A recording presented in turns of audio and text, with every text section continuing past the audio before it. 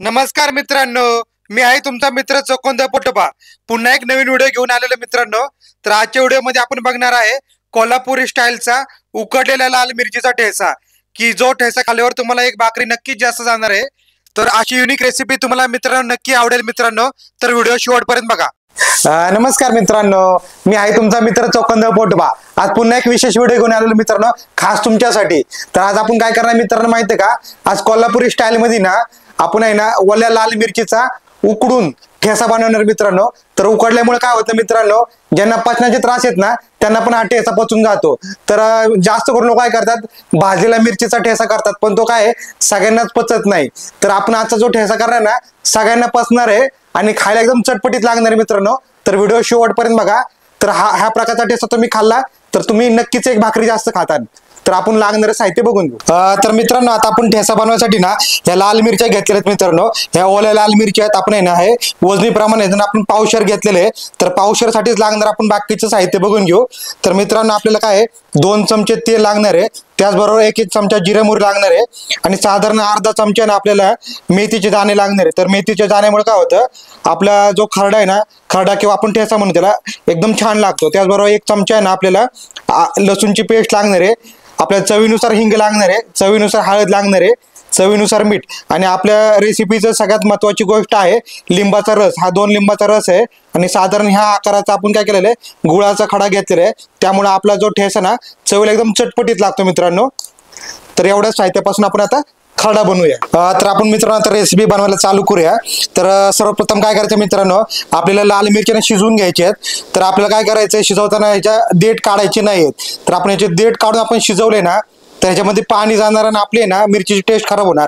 तर आपल्याला देठ काढायचे नाहीत आता मित्रांनो, या देठासहित आपल्याला शिजवायचे. तर आपण एक मोठं भांडं घेतलेलं आहे मित्रांनो. तर त्याच्यामध्ये आपण थोडं पाणी टाकलेलं आहे. तर आपल्याला मिरच्या ह्याच्यामध्ये शिजवून घ्यायच्या आहेत. तर आपण काय करू, मिरच्या टाकून घ्यायच्यामध्ये.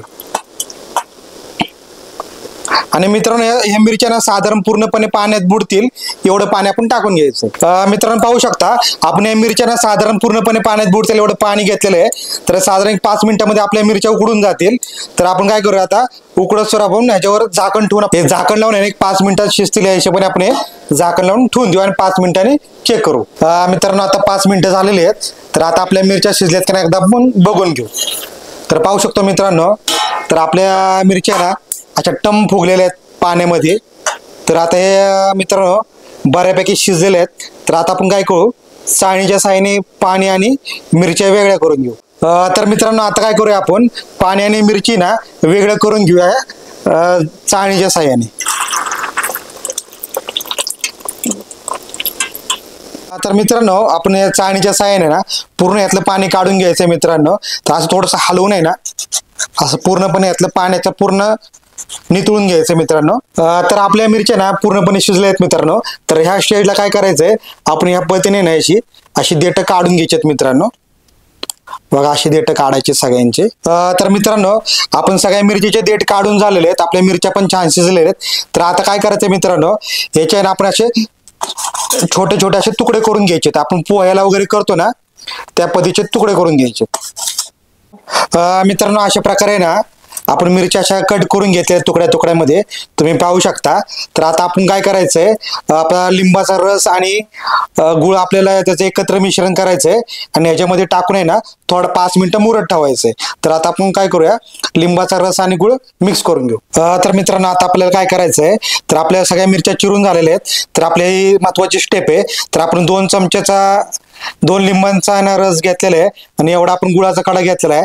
तर आपण हा गुळाचा खडा ना आपल्या लिंबाच्या रसामध्ये विरघळून घ्यायचा आहे. हाताने थोडा असा क्रश करायचा आणि टाकून द्यायचा. तर साधारण 5 मिनिटांमध्ये हा पूर्णपणे विरघळून जाईल. तर आपण पुढची स्टेप बघूया. तर मित्रांनो आता काय करायचंय, आपल्या ज्या मिरच्या आणि आपला हा लिंब आणि गुळाचा रस आहे ना तो असा मिक्स करून असं चांगलं एकजीव करून घ्यायचं आहे. तर आपण रस टाकलेला आहे, तर आता थोडं चवीनुसार मीठ पण टाकून घेऊ. त्यामुळे आपली ठेचाची चव आहे ना थोडीशी खट्टा मिठ्ठा असं थोडंसं खारटसर अशी एकदम भारी चव लागेल. तर आता आपण हाताच्या साहाय्याने सगळं असं मिक्स करून घेऊ, जेणेकरून आपला रस आहे ना मिरचीच्या आतमध्ये शिरून जाईल मित्रांनो. तर मित्रांनो आपल्या ठेचाचं टेक्स्चर आहे ना असं क्यूब मधलं आहे ना असं शेवटपर्यंत राहील. ही युनिक पद्धत आहे मित्रांनो. तर ह्या पद्धतीने आपण आहे ना आपल्याला पाहिजे तेवढीच आपण ठेचा खाऊ शकतो. तर आता आपण हे मिक्स करून घेऊ. तर मित्रांनो एक साधारण 10 ते 15 मिनिटं आहे ना असंच आपण रसामध्ये मुरत ठेवूया. एक नंबर टेस्ट येणार मित्रांनो. मित्रांनो आता 10 मिनिटं झाली आहेत. आपल्या मिरच्या आहेत ना लिंबाच्या आणि गुळाच्या रसामध्ये आपण मुरत ठेवल्या होत्या. तर आता आपल्याला फोडणी द्यायची आहे. तर आपण आता फोडणीची तयारी चालू करूया. मित्रांनो आता काय करूया आपण ठेसाच्या फोडणीची तयारी करूया. तर मित्रांनो आपण एक कढई गरम करायला ठेवली गॅसवर. त्याच्यामध्ये आपण 2 चमचे आहे ना तेल टाकून घेऊ आणि गरम होईस्तोवर आपण थांबूया. तर मित्रांनो आता आपलं तेल छान तापलेलं आहे. तर आता आपण काय करू मोहरी टाकून घेऊ. आपली मोहरी छान तडतडली मित्रांनो की जिरे पण टाकून घेऊ. आपले मोहरी पण छान तडतडली मित्रांनो. तर आता आपण आहे ना मेथीचे दाणे आहेत हे पण टाकून घेऊ.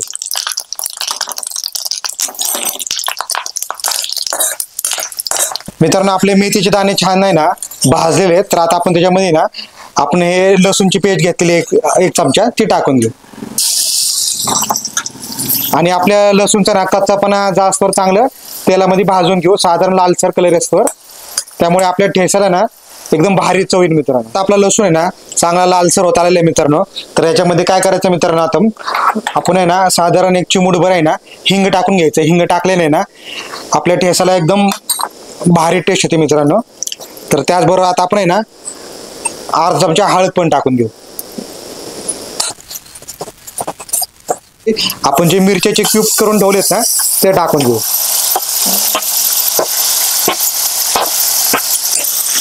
तर मित्रांनो आता आपण बनवलेलं आहे ना आपल्या फोडणीमध्ये आपले मिरच्याचे तुकडे आहेत ना छान परतून घ्यायचे आहेत. तर मित्रांनो आपल्या फोडणी ना एकदम भारी बसलेली आहे आपल्या ठेच्याला. तर आता आपण काय करायचं याच्या आधी आपण एकदा मीठ टाकलेलं आहे मित्रांनो आपण जेव्हा मुरत ठेवलं तेव्हा. तर आता अंदाज घेऊन अजून एक थोडं मीठ टाकून घेऊया. आपल्या चवीनुसार मीठ टाकून घ्यायचं मित्रांनो. आणि याला थोडं पाणी सुटलेलं आहे मित्रांनो. तर ह्यात आपण पाण्यामध्ये आपण शिजून घ्यायचंय. तर ह्या पाण्याला चव आहे ना मित्रांनो थोडीशी गोडसर आंबटसर लिंबामुळे आणि आपल्या मिरचीच्या तिखटपणामुळे तर सगळ्या आपल्या चवींचा ना एकदम योग्य मिश्रण झाल्यामुळे ना आपला ठेसा चवीला एक नंबर लागतो मित्रांनो. तर आपण चांगल्या पद्धतीने असं वापरून घ्यायचंय मित्रांनो. तर आपला ठेसा एक नंबर होणार आहे मित्रांनो. तर हलकं हलकं तेल सुटायला लागलं तर आपला ठेसा तयार झालेला असं समजायचंय. तर आता आपण तेल सुटस्तोवर थांबूया. तर आपण काय करायचंय आपण जो रस तयार केलेला आहे लिंबाचा आणि गुळाचा तो आपल्याला याच्यात पूर्णपणे आहे ना असा मुरून घ्यायचा आहे. म्हणजे थोडा आटल्यासारखं करून घ्यायचा आहे. म्हणजे सगळ्या टेस्ट आणि फ्लेवर आहेत ना आपल्या मिरच्यांमध्ये उतरेल आणि आपला ठेसा चवीला एक नंबर लागेल मित्रांनो. तर एक साधारण 10 मिनिटं आपल्याला हे थोडंसं कोरडं वस्तूवर फडफडीत वस्तूवर आपल्याला परतायचं. आपला खरडा आहे ना खरडा किंवा याला ठेसा पण म्हणतात मित्रांनो. तर हा चांगल्या प्रकारे भाजून झालेला आहे. आपल्या सर्व चवा ह्याच्यामध्ये छान उतरलेल्या आहेत. तर अशा प्रकारे आपला ना ठेसा पूर्णपणे बनलेला आहे. तर आता आपण काय करूया मित्रांनो हा प्लेटमध्ये सर्व करून घेऊ. पाहू शकतो मित्रांनो आपला कोल्हापुरी स्टाईलचा आपल्या लाल मिरचीचा युनिक स्टाईलचा ठेचा ना आपला तयार झालेला आहे. तर दिसायला अतिशय सुंदर आणि चवीला एकदम चटपटीत असा ठेसा आपला झालेला आहे. तर हा ठेसा आहे ना तुम्ही एकदा नक्की करून बघा. तर केल्यानंतर तुम्हाला नक्की आवडेल मित्रांनो. तर आमची रेसिपी आवडली असेल तर आमचे चॅनल लाईक करा शेअर करा आणि सबस्क्राईब करायला विसरू नका. तर आता आपण या ठेचाचा ना टेस्ट रिव्ह्यू घेऊया मित्रांनो. तर आपण ताटामध्ये आहे ना सोयाबीनची भाजी भाकरी आणि कांदा घेतलेला आहे. तर थोडंसं आपण आहे ना ठेसा पण घेऊया. तर मित्रांनो आता काय करूया आधी आपण या ठेसाचा टेस्ट रिव्ह्यू घेऊया. तर आपण ठेसाचा एक तुकडा घेतलेला आहे मित्रांनो आता आणि आपण तो खाऊन बघूया आता.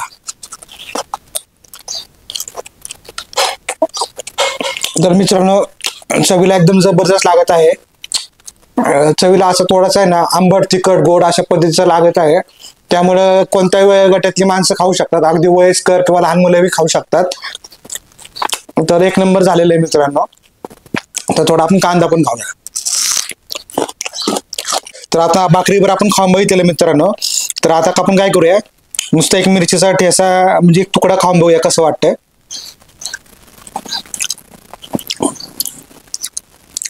एक नंबर चव आहे मित्रांनो. नुसतं खाल्लं तरी पण खूप भारी वाटतं मित्रांनो. तोंडी लावण्यासाठी आहे ना एकदम जबरदस्त ठेसा झालेला आहे मित्रांनो. तुम्ही हा ठेसा खाल्ला तर तुम्ही नक्कीच एक भाकरी जास्त खाता मित्रांनो.